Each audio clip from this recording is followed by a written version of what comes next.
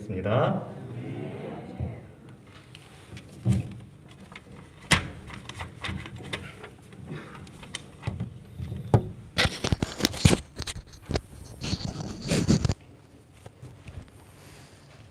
행복한 안식일입니다. 행복하십니까? 왜 행복하십니까? 행복하지 않습니까? 왜 행복하지 않습니까? 우리의 행복을 가로막는 장애물은 무엇입니까? 제가 행복의 비밀에 대해서 처음 설교할 때 여러분들한테 물었던 질문이고, 여러분들이 매주 이 질문을 여러분 자신에게 한번 좀 던져보시게 되기를 바랍니다. 내가 행복한가? 무엇 때문에 왜 행복한가? 내가 행복하지 않다. 왜 행복하지 않은가? 나의 행복을 가로막는 것은 무엇인가? 지금 우리 자신에게 좀 질문을 던져보기를 바랍니다. 그래서 오늘 행복의 비밀 세 번째 시간인데, 참 저는 말씀을 준비하면서 너무 행복했어요. 참 예전에도 늘 듣고 봤던 말씀이지만 말씀에 이러한 행복의 비밀이 여기 숨겨져 있었구나 하는 걸 생각하니까 너무 행복했습니다. 그리고 그 산성본에 나와 있는 예수님이 말씀하신 그 팔복이 각자가 아니고 다 똑같으면서도 긴밀하게 연결을 가지고 있다는 걸 생각할 때 정말 하나님의 말씀은 놀랍다는 것을 생각했습니다. 누가 행복한가? 거듭난 사람이 행복합니다. 제가 최근에 좀 여러 책들을 읽고 있는데요. 누가 성공하는가? 인성이 좋은 사람이 결과적으로 성공한답니다. 이기적이고 자기만 잘났고 자기만 높고자 하는 사람, 내가 가진 거 나눠주고 같이 나누고 같이 성장하고 정말 같이 행복하고 같이 잘 살고 싶어하는 사람, 그런 사람들이 성공한다. 우리가 행복의 비밀 첫 번째는 심령이 가난한 자가 행복하다고 그랬어요. 여러분이 지금 행복하다고 하면 심령이 가난하기 때문에 행복한 겁니다. 행복하지 않다면요, 심령이 가난하지 않기 때문에 행복하지 않은 것입니다. 심령이 가난하다는 것은 우리 안에 예수 그리스도가 임재하는 것입니다. 예수 그리스도가 임재하면 행복한 거예요. 우리의 환경이 아무리 나쁘다 할지라도 예수 그리스도가 내 마음에 있으면 행복한 겁니다. 박성장님, 그렇죠? 암 환자들이 죽음을 앞두고 있으면서도 내 안에 예수님이 있으면 뭐라고 그래요? 내일 죽어도 나는 행복하다. 예수님이 내 안에 있으니까. 그렇게 얘기하지 않습니까? 예수 그리스도가 내 안에 있다는 것은 빛이 내 마음에 들어왔다는 거예요. 빛이 들어오면 어둠이 물러가게 돼 있어요. 거듭난 사람, 심령이 가난한 사람, 예수님이 내 마음에 있는 사람은 애통하게 돼 있어요. 어두움을 멀리할 수밖에 없어요. 빛이 왔으니까. 애통은 죄를 슬퍼하고 죄를 버리는 거예요. 죄를 슬퍼하고 죄를 버리면 우리에게는 온유함이 옵니다. 온유함은 우리 안에서 오는 게 아니에요. 예수 그리스도로부터 옵니다. 예수 그리스도의 임재로부터 오고. 그래서 이 온유는 이 자제의 능력이, 자제. 화를 내야 될 때 화를 내지 않는 것입니다. 복수하고 싶을 때 복수하지 않는 거예요. 틀림없이 미워할 조건인데 미워하지 않는 거예요. 내 것을 챙기려는 이기심이 본성에서 올라오는데 이타적으로 되는 거예요. 왜요? 내 안에 예수님이 있기 때문에. 그분이 죄를 슬퍼하고 죄를 멀리하게 하기 때문에, 빛을 멀리하기 때문에, 어둠을 멀리하기 때문에 내 안에 빛이 오기 때문에. 그래서 행복한 겁니다. 그래서 이 자제의 능력이 심령의 가난함을 통한 예수님의 임재와 애통을 통한 죄를 슬퍼하고 멀리하는 것이 우리의 자제의 능력을 줍니다. 그 자제의 능력이 바로 온유입니다. 온유는 그냥 이렇게 친절한 거 그거 이상해요. 네. 그래서 온유는 사랑이에요. 사랑은 희생입니다. 희생. 지난번에 제가 몇 차례 우리 하영록 회장님에 대한 이야기를 했는데 한 번 더 좀 말씀을 드리려고 합니다. 이분이 29세에 미국에 13세 이민 가가지고 정말 열심히 일하고 이렇게 해가지고요. 29살에 유명한 건축회사의 중역이 되었습니다. 연봉도 많고요. 벌써 29살에 다른 사람은 50세의 중역이 되는데 집도 여러 채 사놓고요. 돈도 많고요. 얼마나 행복한지요. 정말 남부러울 것이 없더랍니다. 부인 있죠. 딸 둘 뒀죠. 33세에 갑자기 심장질환이 왔어요. 심장을 이식하지 아니하면 죽을 수밖에 없는 운명에 놓였어요. 그는 그 병을 치료하는 동안 그가 모아놓던 것을 다 잃어버렸습니다. 순식간에. 그래서 자기에 맞는 심장을 2년 동안 기다리다가 너무 이제 몸이 힘들고 약물로도 안 되니까 병원에 입원했어요. 그래서 입원에 있으면서 자기 맞는 심장을 기다리는 거예요. 근데요, 첫 번째 혈액형이 맞아야 된답니다. 근데 AB형이나 이런 것은 다른 뭐 O형이나 뭐 이렇게 B형도 받을 수 있는 O형은 O형만 받아야 돼요. 두 번째, 사이즈가 맞아야 돼요. 세 번째, 압력이 맞아요. 이 세 가지가 맞아야 심장을 이식할 수 있다. 그래서 이렇게 이제 약물로 집에서 치료하고 이렇게 하다 너무 심해져가지고 이제 이렇게 되면은 병원에 입원을 하는데 입원하면서 심장을 기다리는 사람 50%가 죽는다고 합니다. 자기 맞는 심장을 못 구해서. 20명이 입원해 있으면 10명이 죽는 거예요. 자기 맞는 심장을 기다리다가. 나머지 10명 중에 자기에게 맞는 심장을 구해가지고 심장을 이식했는데 부작용으로 또 50%가 죽는답니다. 그리고 자기에게 맞는 심장을 잘 이식해서 부작용이 없었다 할지라도 생존율이 10년이라고 합니다. 참 엄청나죠. 이분이 이제 물론 아버지가 목사님이었기 때문에 하나님을 알았지만 정말 하나님을 깊이 체면적으로 내면적으로 알지는 못했어요. 외면적으로 겉으로만 그냥 이름으로만 그리스도인이었죠.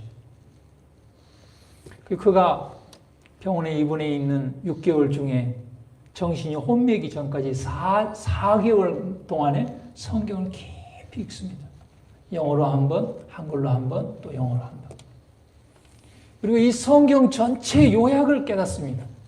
성경을 한마디로 얘기하면 하나님 사랑, 이웃 사랑이라. 자기가 하나님 사랑은 좀 이렇게 하나님 사랑은 좀 알았던 것 같은데 이웃 사랑은 좀 약했다는 생각을 하고 깊이 그걸 묵상하는데 내 이웃을 내 몸과 같이 사랑하라. 네 자신처럼 사랑하라. 그 말씀을 깊이 묵상하는데 그건 예수님께서 우리를 구원하기 위해서 생명을 내놓으시고 십자가에 돌아가신 그 사랑. 그러니까 친절이 아니에요. 사랑은 친절이 아니에요. 희생이에요. 목숨까지 내놓는 희생. 그래서 이제 이 사람이 이제 만약에 심장을 이식하고 내가 퇴원을 하면 남은 생에는 이웃을 위해서 사는 삶을 살아야 되겠다. 그래서 내가 좀 건축회사를 세워가지고 사업을 통해서 다른 사람을 돕는 삶을 살겠다 결심을 합니다. 그래서 그 자기가 세우는 회사, 자기 영문 이름 티마하스라는 이름을 따서 티마하스 회사 건축회사를 나중에 세우게 되는데 그 회사의 모토가 뭐냐면요. 우리 회사는 이웃을 돕기 위해서 존재한다. 그 결심을 딱 했어요. 성경을 4개월 동안 3번 읽으면서 성령 하나님께서 주신 마음이죠. 그래가지고 6개월을 기다렸는데 자기에게 딱 맞는 젊은 사람의 건강한 심장이 딱 나온 거예요. 기적이죠. 기다리다가 50%가 죽는데. 이제 의사가 와서 이렇게 당신에게 혈액형도 맞고 사이즈도 맞고 압력도 아주 정말 딱 맞는 심장이 나왔다. 얼마나 그 기다리는 동안에 막 여러 번 혼미하고 쓰러지고 죽음을 겪고 그래 얼마나 힘들었겠어요. 자기의 모든 것을 다 잊어버리고 자기의 어떤 중역의 자리도 그의 학력도 목사이신 아버지의 나완조촌에서 10여 년간 봉사한 것도 아무 소용이 없는 거예요. 오직 누군가 내 대신 죽어가지고 그 심장을 나한테 줄 때만 내가 사는 거예요. 그러니까 내가 살려면 누가 죽어야 돼요. 그렇지 않겠습니까? 식물인간이 되더니 그 사람이 죽어야 그 심장을 떼서 줄 거 아니겠어요? 기증을 할 거 아니겠어요? 내가 사는 방법은 그 방법밖에 없는 거예요. 다른 사람이 죽어야 내가 사는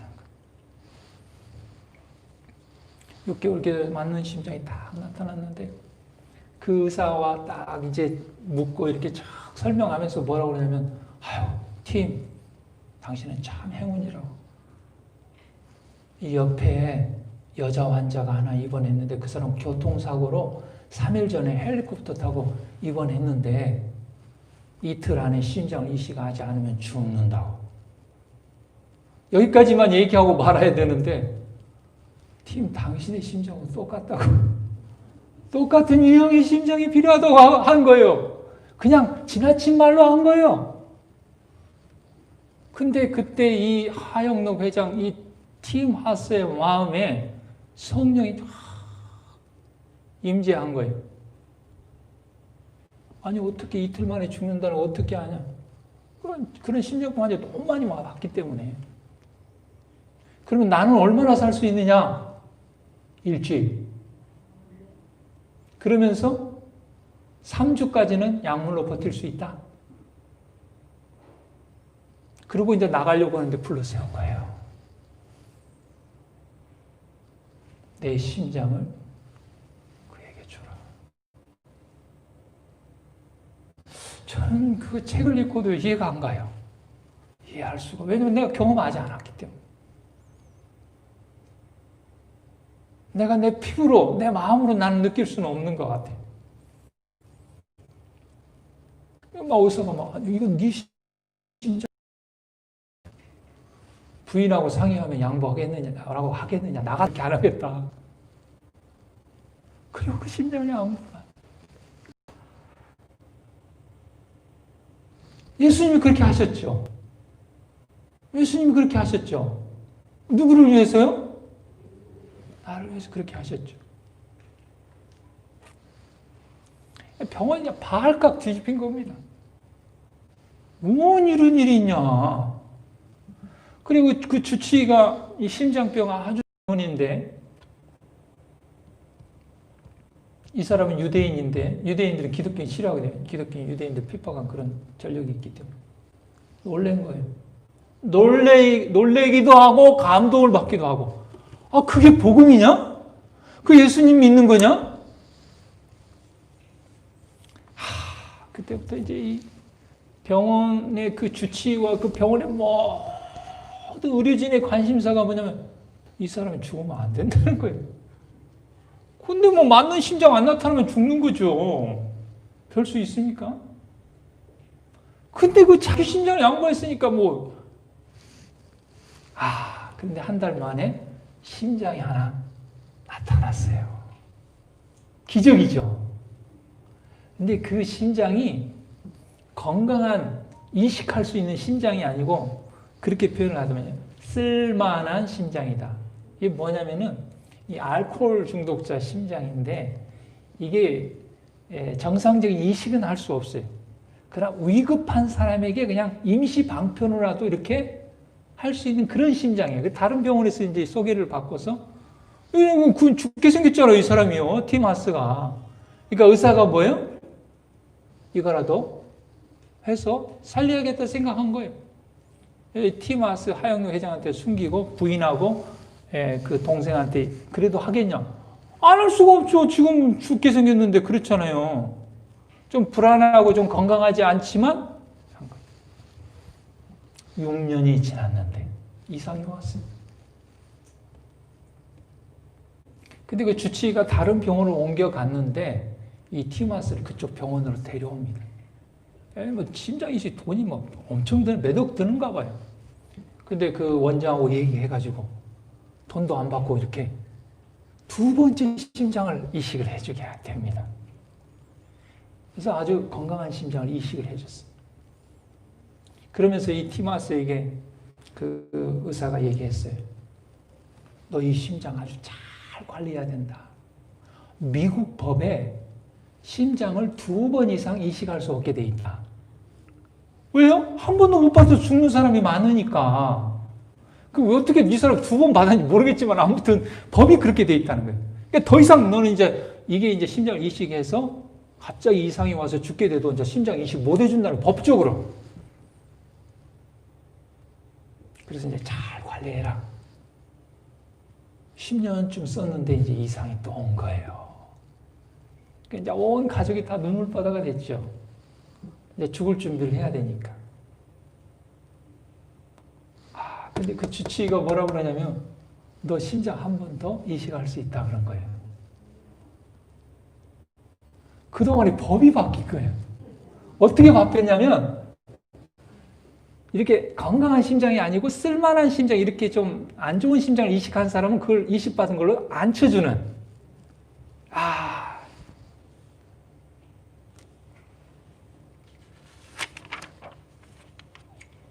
우리는 예수님을 믿는다고 하지만 저부터도 손해보기를 싫어합니다. 교회도 마찬가지입니다. 여러분, 교회가 뭐 이런 건축을 하고 공사를 한다 그러면, 예를 들면 어떤 뭘 건축을 하고 할 때 법대로 하면은 1억이 드는데 조금 이렇게 법을 피해서 하면 예를 들어 5천이 든다. 교회가 어떤 결정을 할 것 같습니까? 법을 좀 피하더라도 5천 드는 걸 합니다. 이분이 하는 말이 자기가 사업을 하면서 법대로 하면서 손해보는 쪽을 선택을 했대요. 근데 그때는 손해본 것 같은데 나중에는 틀림없이 하나님 갚아주신다는 거예요. 이 사람 심장 3번 이식했잖아요. 그렇죠? 그때 양보 안 했으면 2번 하고 끝이죠. 물론 보상을 하고 그렇게 선택한 건 아닙니다.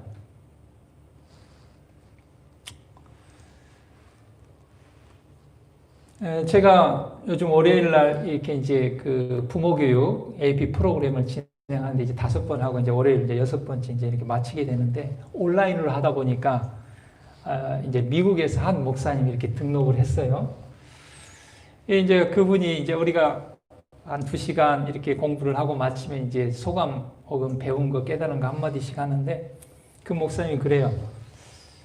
이 AP 프로그램에 이렇게 참여하면서 좀 많은 이렇게 좀 변화가 있었다고, 가정에 좀 좋은 쪽으로. 그러면서 이제 지난주에 있었던 한 이야기를 하는데, 그 딸아이가 이제 고등학교를 다니는데 이제 학교에서 이제 플러스를 하기 때문에 플러스를 하나를 사줬는데 500만 원짜리 좀 좋은 플러스를 사줬대요. 그러면서 그 딸아이에게 여러 번 당부를 했대요. 이거 플러스 잊어버리면 안 된다. 잘 챙겨야 된다. 잘 챙겨야 된다. 근데 어느 날 학교에 가면 이제 어떻게 잊어버리고 온 거예요. 여러분, 500만 원이 날아갔어요. 어떻게 하겠습니까, 여러분? 500만 원이 아니라 10만 원만 잊어버려도 우리가 난리가 나죠. 근데 목사님이 뭐라고 얘기했냐면, 너 안 잃어버려서 다행이다.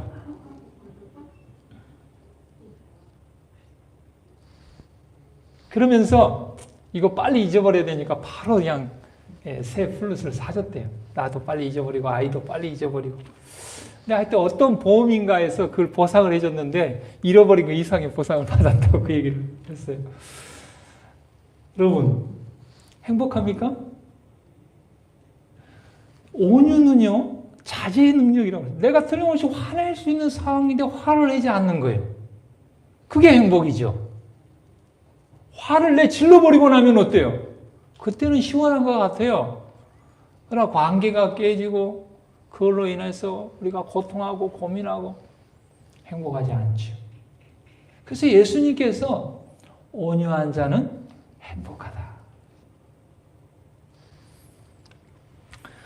세속적인 근원에서 나온 행복은 그 행복을 이루어주는 다양한 환경과 마찬가지로 변하기 쉽다. 변하기 쉬운 것, 세상적인 것은 다 그가 하영록 회장님이 그분이 29세에 중역이 됐을 때 그가 누렸던 명예, 그의 재산과 소유와 모든 것은 한순간에 잃어버렸어요. 나중에는 약값 살 돈도 없을 정도로.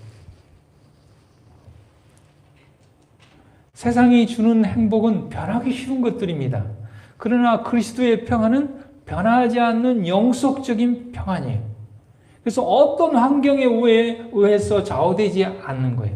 세상의 재물의 양이나 세상 친구의 수에 따라 결정되는 것이 아닙니다. 그런 의미에서 예수님께서는 온유한 자는 행복한다고 그랬어요. 여기 시대의 소망에 보면 우리가 만날 수밖에 없는 어려움들, 여러분 우리가 예수님을 믿는다고 해도 어려움이 있죠. 하나님의 말씀에 시편에 보면 의인은 고난이 많다고 그랬어요. 왜 의인이 고난이 많으면 안 되잖아요. 근데 성경에는 의인이 고난이 많다고 그랬어요. 성경에서 하나님을 믿는 사람들이 고난이 없다 이런 말은 없어요. 고난이 많으나 그 고난에서 건져주신다고 그랬어요. 다시 말하면 고난을 이겨낼 수 있는 온유함을 준다는 거예요. 그걸 극복할 수 있는 자제의 능력을 준다는 거예요.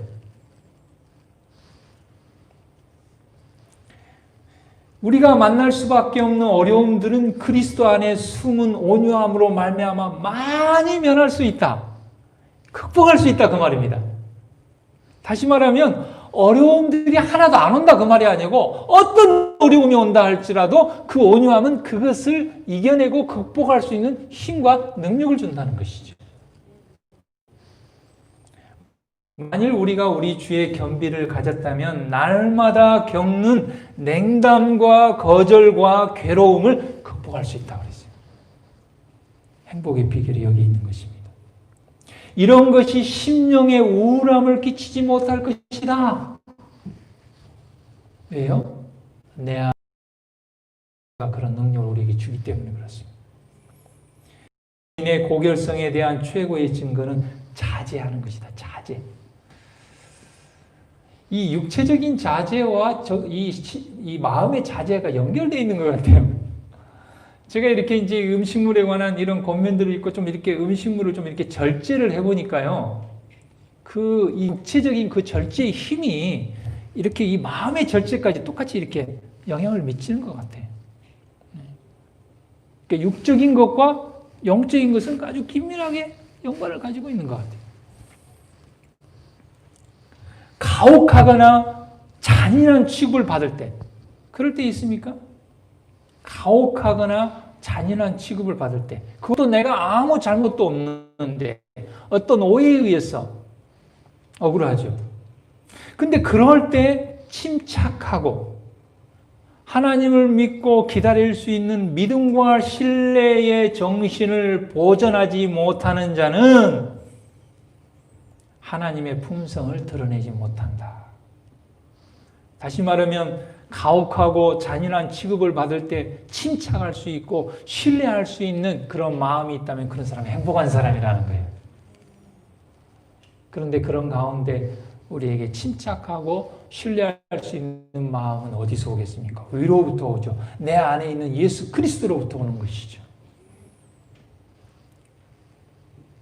마음의 겸손은 그리스도를 따르는 자들에게 승리를 주는 능력이다.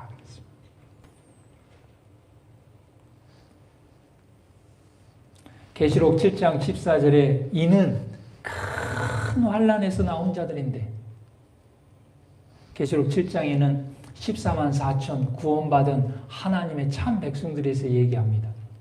여러분, 그들은 이 세상에 살면서 아무런 어려움이나 환난이 없는 사람이 아니에요. 큰 환난을 겪은 사람들입니다. 그런데 그 환난을 무엇으로 이겼어요? 어린 양의 피에 그 옷을 씻어 희게 하였다. 예수 그리스도의 십자가의 은혜와 보혈의 능력으로 큰 환난을 이긴 것입니다. 지혜자와 위인과 자선하는 자들만이 하늘 궁정에 들어갈 통행권을 얻는 것이 아니다. 여러분, 지혜로운 사람, 위대한 사람, 다른 사람을 돕고 자선하는 사람, 영성과 힘이 없는 활동으로 분주한 일꾼들, 그런 사람들만 하늘에 들어가는 것이 아니라 하나님의 뜻을 행하기를 최고의 희망으로 삼는 마음이 겸손한 자, 온유한 자도 넉넉히 들어간다는 거예요. 여러분, 우리가 비록 지혜롭지 못하고 위인이 아니고 자선을 많이 못하고 열성과 힘이 없는 활동을 못한다 할지라도 내가 가정에서 배우자에 대해서 온유하고 자녀에 대해서 온유하고 부모에 대해서 온유하고 이웃에 대해서 온유하고 성도 간에 온유할 수 있다면 그것도 하늘의 능력, 하늘에 들어가는 조건이 된다고 이야기하고 있습니다. 부당한 대우를 받으면서도 참고 온유한 태도를 보이는 것은 예수님께서 천국에 들어가는 첫 번째 조건이라고 했어요. 여러분, 민수기 12장에 보면 하나님께서 민수기 12장 3절에 모세는 그 온유함이 지면의 모든 사람보다 승하다고 그랬어요.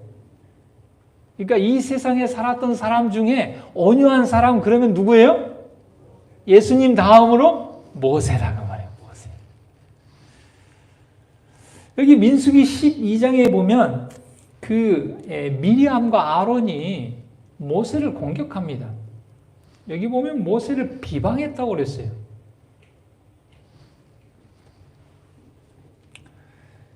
그런데 부조와 선지자에 보면 모세가 미리암과 아론의 공격에 대하여 침묵했다고 그랬어요. 온유했던 것입니다. 왜 미리암과 아론은 모세를 공격했습니까? 그 11장에 보면 이 모세가 혼자서 200만 명이 넘는 이스라엘 백성을 인도하는데 얼마나 힘듭니까? 굉장히 힘들죠. 그래가지고 모세 안에 십부라가 와서 이렇게 보니까 모세가 너무 초췌하고 힘들어요. 그래서 아버지에게 모세의 장인 이드로에게 그 얘기를 했어요. 그러니까 하나님께서 이드로에게 영감을 주셔가지고 이드로가 모세에게 1000부장, 100부장, 50부장, 그 다음에 여기에 보면 11장에 보면은 70장로를 세우는 그 하나님의 이 질서 있는 교회 조직에 대해서 설명을 해줍니다. 들어보니까 너무 합당한 거예요. 하나님께로 왔기 때문에.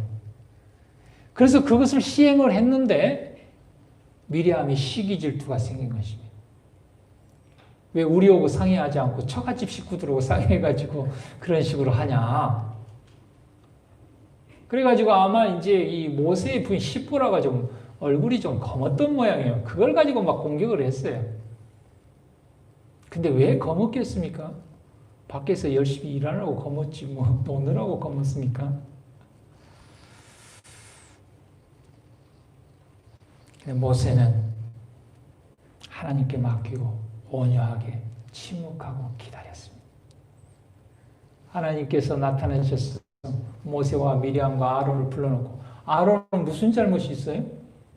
미리암은 주동을 했고 아론은 방관을 했습니다. 방관도 큰 죄입니다. 여러분 지금 이 모세가 어떤 상황이에요? 너무 힘들어가지고 지금 쓰러지기 직전이에요. 그러면 가족인 미리암과 아론이 모세를 위로하고 격려해야 되잖아요. 근데 오히려 비방하고 공격을 한 것입니다. 하나님의 세운 하나님의 도구인 모세를 향하여 하나님께서 미리암 아론을 꾸짖으시면서 모세를 공격하는 것은 나를 공격하는 것과 같다고 그랬어요. 그래서 미리암이 문둥병에 걸립니다. 아론이 모세에게 찾아와서 하나님께 좀 기도해 주라. 미리암을 좀 낫게 해주라. 기도해 주라. 온유한 모세가 어떻게 합니까? 기도합니다. 그리고 이 민수기 12장 15절에면 미리암이 진으로 돌아올 때까지 기다렸다가 진을 떠납니다. 그래서 얼마든지 모세는 미리암과 아론에 대해서 복수하고 원망하고 공격하고 화를 낼 수 있었지만 모세 안에 있는 예수 그리스도께서 자제의 능력을 주셔서 온유하고 침착하고 침묵한 것입니다. 그래서 하나님께서는 모세를 이 지상에 있는 그 누구보다도 온유한 자라고 그랬어요. 모세는 행복한 사람입니까? 그래서 행복한 사람입니다. 만약에 모세가 미리암처럼 아론처럼 복수하고 공격하고 미워하고 화를 냈다면 모세가 행복했겠습니까? 행복하지 않았을 것입니다. 비록 공격받고 고난과 환난이 있었지만 모세의 마음 가운데 있었던 예수 그리스도가 평안함을 줬기 때문에 고난 중에 평안이 있었기 때문에 잔잔한 행복이 있었어요. 모세가 자식이 잘 되고 돈을 많이 벌고 명예를 얻어서 왕이 돼서 행복한 것이 아니라 충분히 감정의 흔들림이 올 수 있는 그 상황에서 예수님의 은혜와 능력으로 평안함을 유지했기 때문에 행복했던 것입니다. 예수님이 그러셨죠. 베드로가 예수님을 배반했을 때 애처럼 사랑의 눈빛으로 베드로를 바라봤어요. 배신한 베드로에게 대해서 예수님은 온유하셨습니다. 빌립보서 2장 6절에서 7절에 보면 그는 근본 하나님의 본체시나 하나님과 동등됨을 취할 것으로 여기지 아니하시고 오히려 자기를 비워 종의 형체를 가져 사람들과 같이 되었다 그랬습니다. 여기 이 자기를 비운다는 것, 이것이 바로 자아를 부인하고 자기를 부인하는 것들을 이야기합니다.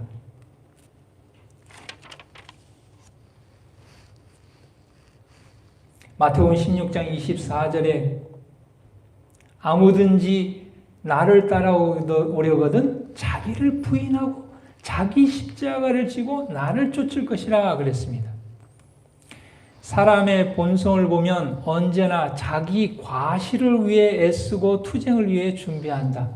모든 사람은 다 이런 본성이 있다는 거예요. 자기 과시의 본성이 있다는 거예요. 그렇죠? 그래서 그 자기 과시, 그 자아가 공격을 받으면 거기에 대해서 방어하려는 그런 싸우려는 투쟁하려는 것이 우리의 본성이라는 것입니다. 그러나 그리스도에 대해 배운 사람은 이기심과 교만과 지배욕을 멀리한다. 여러분, 우리에게 지배욕이 있습니까? 우리의 자녀를 내 마음대로 하고 싶은 지배욕, 배우자를 내 마음대로 하고 싶은 지배욕, 내가 속한 공동체를 내 마음대로 흔들고 싶어하는 지배욕이 우리에게 있지 않습니까? 그렇죠? 그런 사람은 온유한 사람이 아닙니다. 그런 사람은 행복하지 못합니다.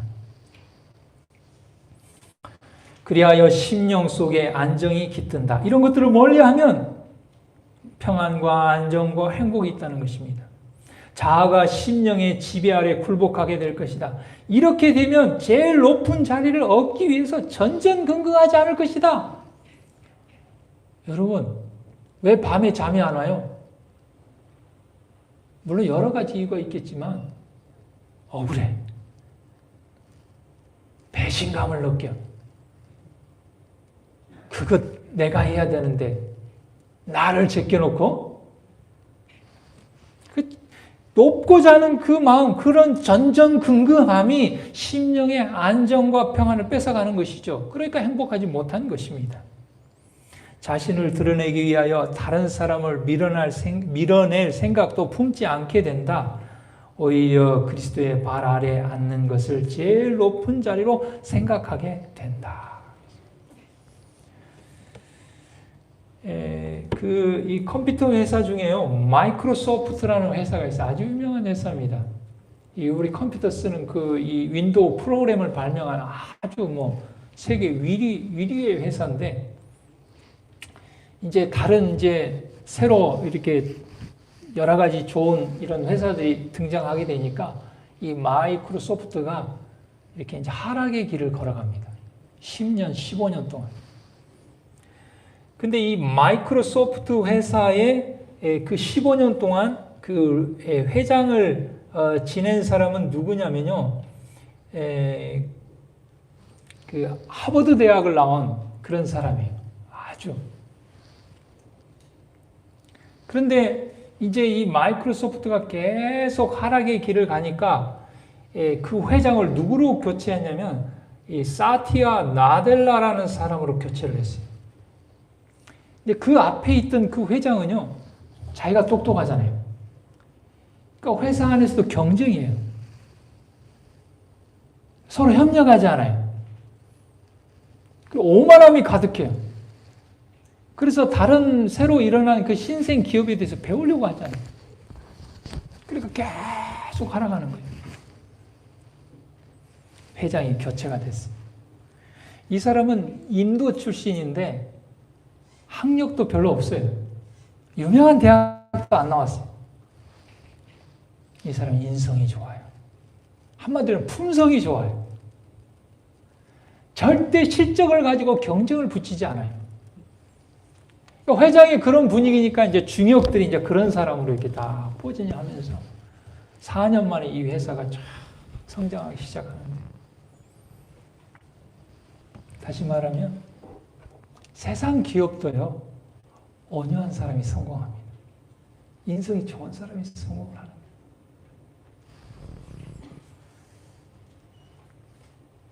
우리의 평화를 깨뜨리는 것은 자신에 대한 사랑이다. 우리 평화가 왜 깨어져요? 저 사람이 나한테 화를 내서 깨어지는 게 아니에요. 저 사람이 나를 공격해서 깨어지는 것이 아니라 그 공격을 받을 때 내 자아를 희생하지 않으려는 그런 마음, 내 자아를 사랑하는 마음이 내 평화를 깨뜨리는 거예요. 모세가 충분히 미리암과 아론을 처벌할 수 있는 그런 지혜와 능력과 힘이 있었어요.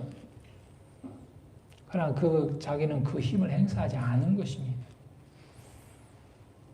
원수진 자에게 복수하기 위해 고민하는 것보다는 차라리 무고를 견디는 쪽이 훨씬 낫다. 오히려 더 행복하다. 증오와 복수의 정신은 사단에게서 온 것이다. 그러므로 그 정신을 품는 자에게는 불행이 초래될 것이다. 이번에 그 가정과 건강 12월에 보면 그 뒤쪽에 그 가정에 대한 그 부분에 보면은 이 아빠가 아들하고 의견이 안 맞아가지고 이렇게 자주 소리를 내고 다퉈요. 그러니까 그 부인이 남편에게 이렇게 얘기합니다. 당신이 옳을 수도 있어요. 그러나 아들의 마음을 상하게 하면 당신은 아들의 마음을 잃게 될 수도 있어요. 아들의 마음을 잃으면 당신은 지는 거예요. 그 말을 듣고 이 아빠가 깨우침을 얻어가지고 아들과 사랑의 관계로 회복이 됩니다. 근데 그런 말을 했던 부인이 이제 딸이 하나 있는데 딸이 사춘기가 돼가지고 계속 소리 지르면서 싸우는 거예요. 그러니까 이제 반대로 남편이 아내에게 그런 거예요. 여보, 당신이 옳을 수도 있어요. 그러나 딸의 마음을 상하게 하면 당신은 딸의 마음을 잃게 될 수도 있어요. 딸의 마음을 잃으면 당신은 지는 거예요. 여러분, 그 가정관계 읽어보시죠. 여러분, 성경 말씀은 진리죠? 오늘 행복의 비밀에 대해서 말씀했습니다. 하나님께서. 누가 행복하다고요? 돈을 많이 번 사람이 행복하다고요? 국회의원이 행복하다고요? 온유한 자가 행복하다. 온유한 자는 어떤 사람이요? 자제의 능력을 가진 사람. 사랑하는 사람, 희생하는 사람. 고린도전서 13장에 사랑은 뭐라고 그랬어요? 오래 참고예요. 오래 참고예요. 오래 참고. 모든 것을 참고, 모든 것을 견디며, 온유하며. 참으려면 뭐 해야 돼요? 희생해야 되죠. 사랑하는 성도 여러분, 예수님께서 말씀하신 온유한 자, 행복한 저와 여러분 되기를 간절히 바랍니다.